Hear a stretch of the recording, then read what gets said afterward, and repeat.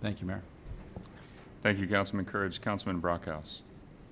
Thank you, Mayor. I would just kind of a response to a couple of my colleagues' comments about you can't have one and ask for the other.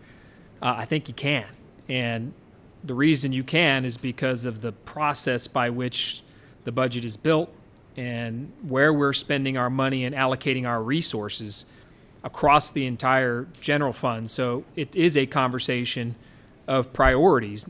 Living within the means is one way of saying it, but it's also a conversation of priorities and the core services of our city government. And I would advocate that there are millions of dollars in the budget that are not core services related items. So you can ask for a right sizing and a right size priorities at the same time asking for a budget amendment because the budget process is built in this manner to where at the end of the road we're asking for the budget amendments at the last possible minute. So it's not like we're having this conversation up front before we get any budget briefings. It's kind of compacted at the end, which we're feeling this difficult time crunch when we cannot, I would tell you, I don't think we can legitimately have the conversation with any certainty over the next, what do we tell you, the 8 days? I mean, these are monumental discussions when you're talking about property tax reductions, you're talking about rates, you're talking about valuations, you're talking about Bexar County appraisal. Those are huge discussions that because of the system and the budget process, the way things are built, we're jamming them in at the end. So for a council member to ask for a budget amendment, that's not the issue. You should be. If you do not have a budget amendment on there, I would probably tell you you need to go back and find a budget amendment because this is your only chance in the budget cycle to try to put down some skin in the game to get a little something. Now, I'm not saying millions you come in and ask for giant bond type projects in a budget amendment, but I do think asking for a budget amendment's not disingenuous. It's fighting for your district.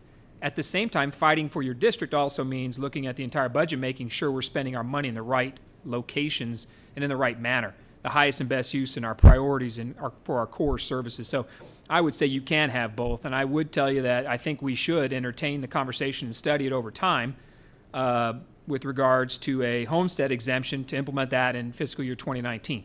And it's a conversation, it's an available option, and we should study it and make those decisions over the course. We don't have to make the final decision until July. But I think we should. I'm on board with the property tax rollback, and we can find the money to cut it. I mean, Cheryl asked the council members to cut it. I'll submit my cuts tomorrow. And they won't cut core services. They're not going to cut seniors. They're not going to cut parks. They're not going to cut police officers, firefighters, libraries. We won't go there. But we can find millions of dollars to reallocate our resources and put them where they matter most first. And I thought that's what we were trying to accomplish with the entire equity lens discussion anyways, was making sure we're putting money where it matters most into our core services. So unfortunately, it's an 8-day argument that I don't know how we're going to possibly do that. I would think in future budget cycles, we ought to look to have that budget amendment conversation a whole heck of a lot earlier. Because the needs of a council member should be addressed up front prior to the building of the entire budget. We're doing it backwards. The budget's set, and you're pitching it to us, and then we get to ask, where can we find an additional $5 million to play around with? I'd rather have the budget amendment discussion up front and reverse the cycle, so at least that way you're building your budgets around our potential amendments, the policy direction driven from the council, not the staff, right? The staff basically, and due respect, they're hard work, and I couldn't do this on my best day. I could not do the job. But we're in a position where we're trying to make these tough decisions in the 11th hour, and it just doesn't work. And as a result, I don't think we're going to have a fair conversation about it. So I would tell you that I'm on the side of a property tax rollback.